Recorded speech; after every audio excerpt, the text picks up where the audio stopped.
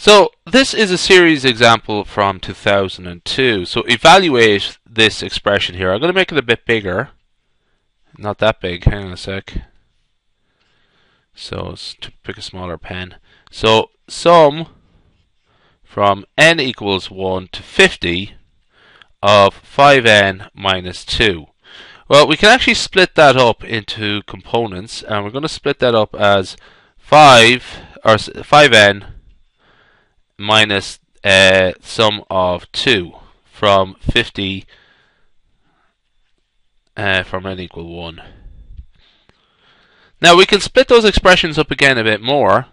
5 times the summation of n from 50 from n equal to 1 minus 2 times the summation of 50 n equal to 1 of 1.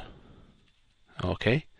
Now these, what I've done here is I've broken it down into two very basic, a linear combination of two very basic calculations. So these are two theorems that should be known. So this one here is, this summation here, I'll just write it up here at the top, is the summation of n from n, something like that, is n times n plus 1 all over 2. The summation for 1 is just n when you count it to r equals 1 to n. Okay, likewise r equals 1 to n. Actually, that should be r there. Okay, and so in this case, we're like the index the index here is the variable here is r, but here it's just n, so it does not really. They can change from expression to expression. So here we're going to use this one here. That's 5.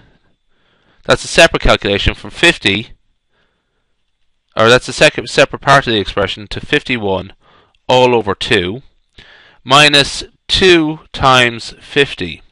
Okay. So as in 2 times, here n is 50, so it's just 50. So 2 times 50. So this is the hard part here. This is where the bit of calculator work comes into play. This is